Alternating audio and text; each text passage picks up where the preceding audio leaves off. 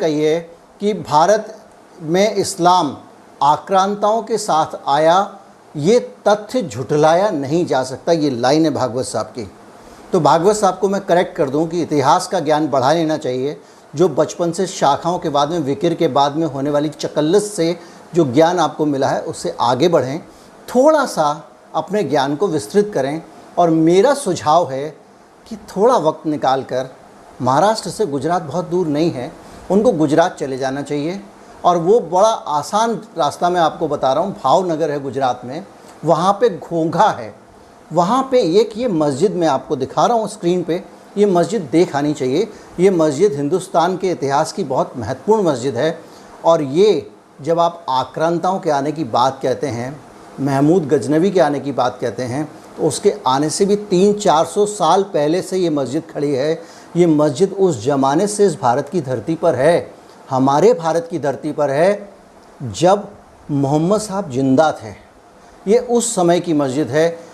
आपको अगर 7वीं शताब्दी के शुरू में ये बनी थी, इस दुनिया की उन गिनी चुनी मस्जिदों में से एक है जिसका रुख यरूशलेम की तरफ है। ये काबा की तरफ देख के नहीं बनाई गई है। यहाँ अगर नमाज़ पढ़ेगा आदमी तो उसका रुख यरूशलेम की तरफ होगा, क्योंकि उस दौर पे जो नमाज पढ़ी जाती थी उसमें काबा की तरफ रुख नहीं होता था, बैतुल मुक़द्दस रुख इसको कहा जाता है। और वो जाके फ़िलिस्तीन के अंदर एक जगह पे ये रुख होता था, और वहाँ पे यरूशलेम में ये रुख करके पढ़ी जाती थी। यानी मोहम्मद साहब के ज़माने में जब काबा में नमाज़ पढ़ी जाती थी, उससे भी पहले मोहम्मद साहब जब मौजूद थे, भारत में गुजरात में ये मस्जिद मौजूद थी।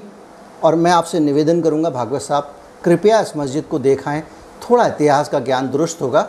आप बहुत कार्बन डेटिंग कराते हैं, इसकी भी करा लें, उससे और भी ज्ञान दुरुस्त होगा। और भगवान के लिए इस मस्जिद की आप हालत देखिए, दशा देखिए। ये भारत के इतिहास की धरोहर है। दुनिया में इस्लाम बाहर, अरब देशों से बाहर अगर कहीं पे आया तो भारत में सबसे पहले आया था। और जो शुरू में मस्जिदें बनी थी उन्हीं में से एक ये है, तो ये बड़ी निशानी है। मैं आपको गुजरात में ही नहीं रोकूंगा क्योंकि वीडियो लंबा हो जाएगा, मैं और आगे लेके चलता हूँ। चलिए भागवत साहब, केरल चलते हैं।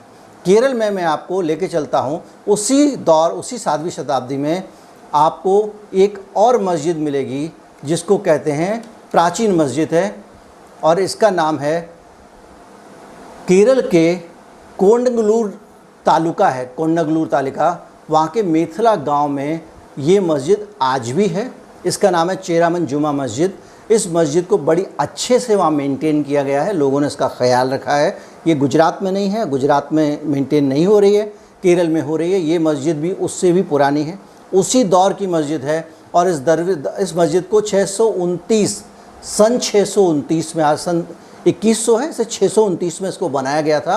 और ये उससे 300-400 साल पहले बनी थी। ये तीनों दोनों मस्जिदें, एक और मैं आगे बताऊंगा, ये वही 5-7-10 साल के अंतर में बनी हैं। और इन सभी मस्जिद को बनाने वाले लोग आक्रांता नहीं थे। इसको बनाने वाले अरब के बहुत सारे व्यापारी थे जो उन दिनों आया करते थे। वो गुजरात में आए, गुजरात में उनके साथ में बहुत सारे लोग आए, उन्होंने धर्म का प्रचार किया, मस्जिदें बनी। वो केरल में आए, वहाँ पे मस्जिद बनी। केरल में तो वहाँ के एक राजा को लेकर बहुत सारी किंवदंतियाँ हैं जिनका मैं जिक्र करना नहीं चाहूँगा, क्योंकि किंवदंतियाँ इतिहास नहीं होती हैं, वो आपके पास में किंवदंतियाँ हैं, उनको आप इतिहास बनाइए। मुरब्बा डालिए, मुरब्बा मुग़लों के साथ आया था, वैसे भाई बता दूँ। अचार डालिए, अचार भी मुग़लों के साथ आया था। पजामे में गठान बांध लीजिए बोलूँगा तो वो भी नहीं बोल सकता, क्योंकि वो वहीं से आया था। ये देश सांस्कृतिक समृद्धि से बढ़ा हुआ देश है, और उसमें पूरी दुनिया की जो श्रेष्ठ जितनी भी संस्कृतियां हैं उनका निचोड़ यहाँ पे है। डेफिनेटली हिंदू संस्कृति बहुत विराट है। डेफिनेटली हमारा साइंस का इतिहास निश्चित ही बहुत पुराना है, बेहतरीन है, शानदार है। हमारे यहाँ एक से एक अच्छे वैज्ञानिक हुए हैं, सुश्रुत हुए हैं, चरक हुए हैं। पूरी तरह से पूरी दुनिया में हम लीडर थे।